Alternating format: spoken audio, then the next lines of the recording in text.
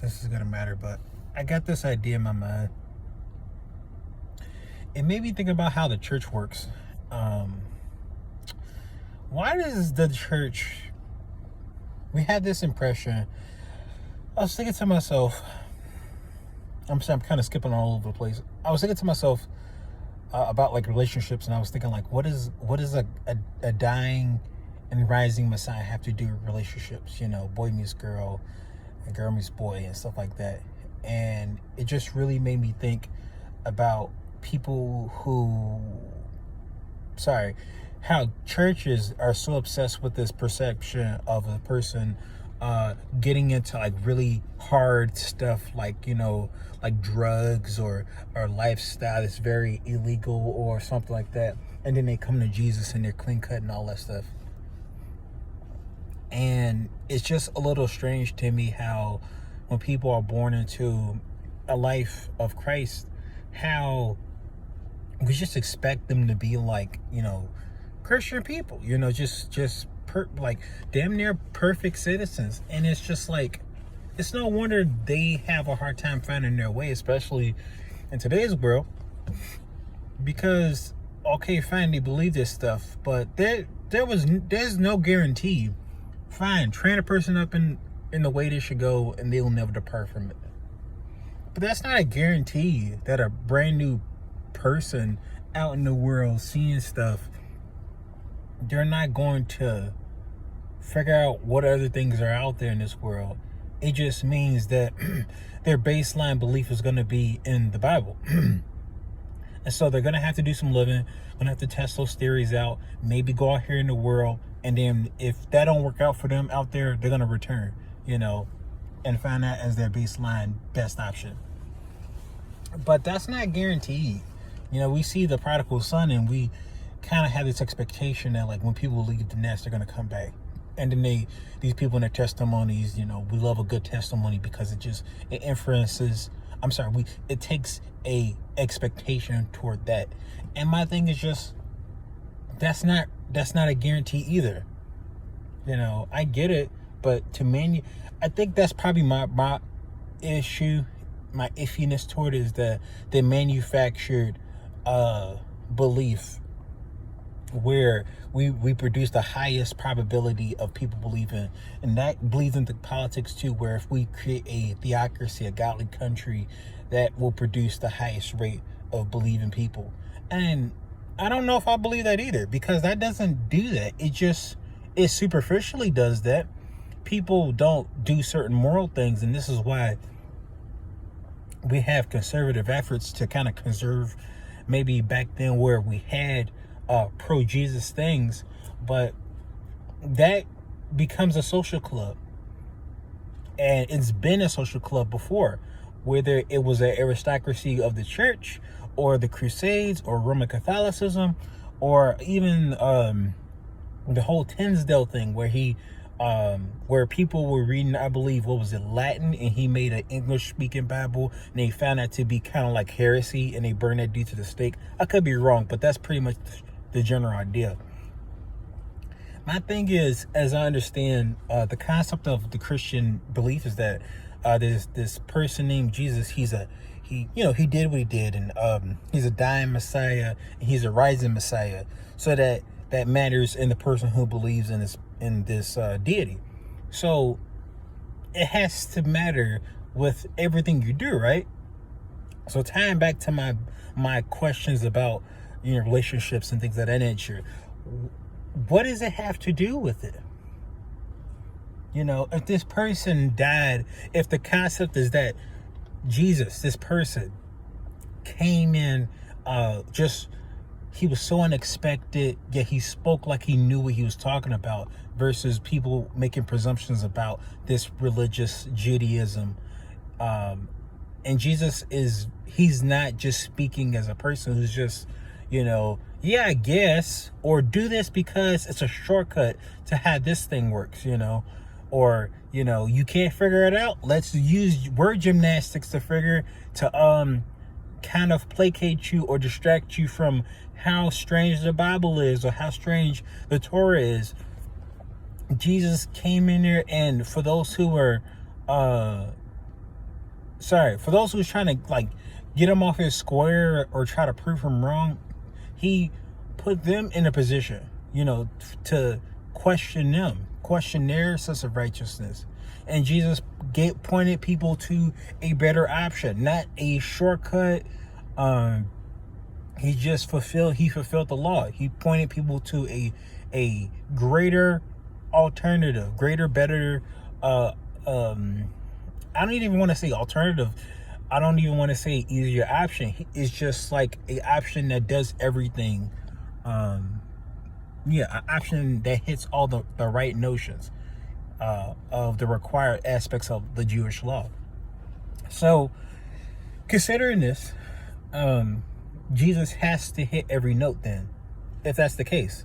If this is the case with Christ, he has to hit all the important spots of the Christian's life.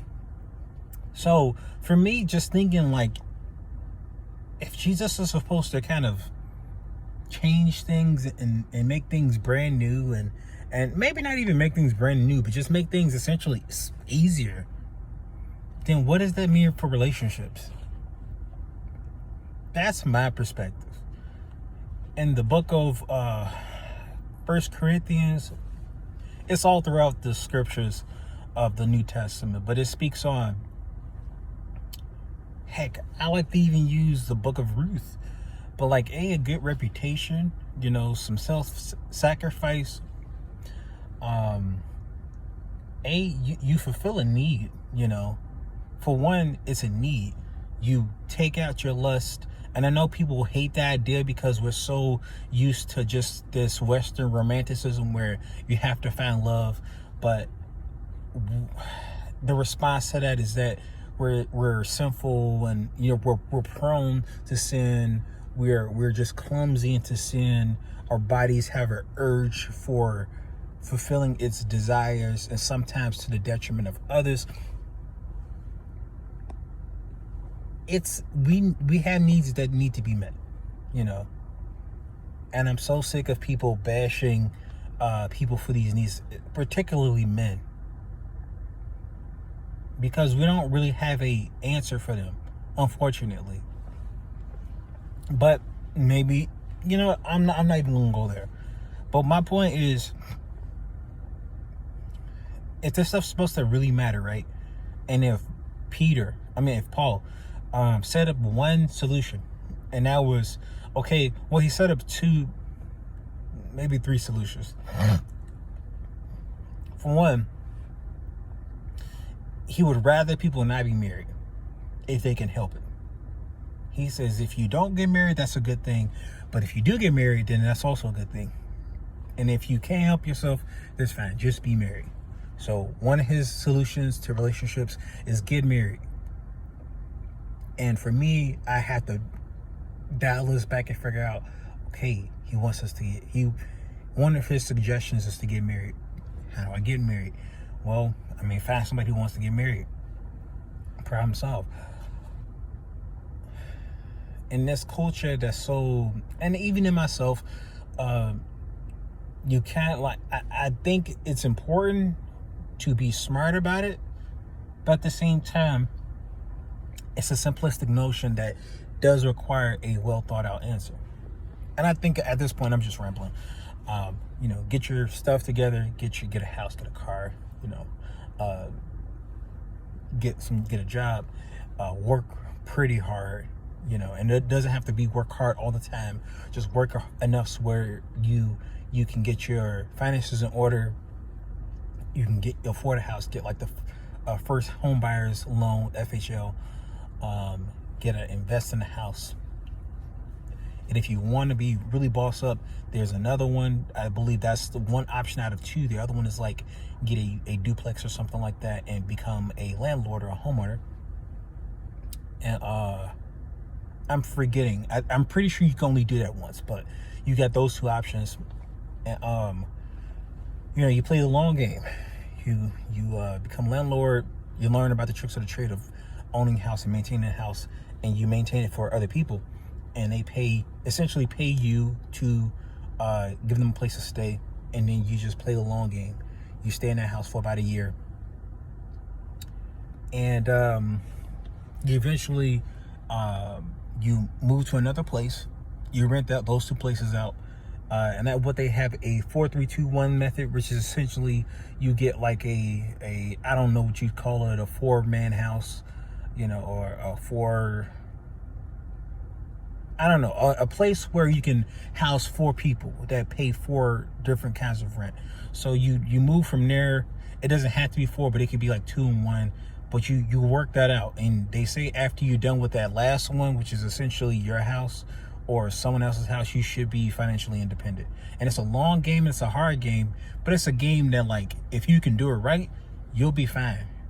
Because that's, what is that? 4 plus 3, 7 plus 2, that's 9 plus 1, that's 10. So that's 10 people giving you rent. And it's a long game again. I hear from people, it's a long game, man. You play that game, you invest for a long time. If you got family who's down for that and are willing to support you, even better.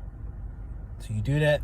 You play the game, long game, and essentially you're financially secure because you decide to service other people than yourself. But I don't know.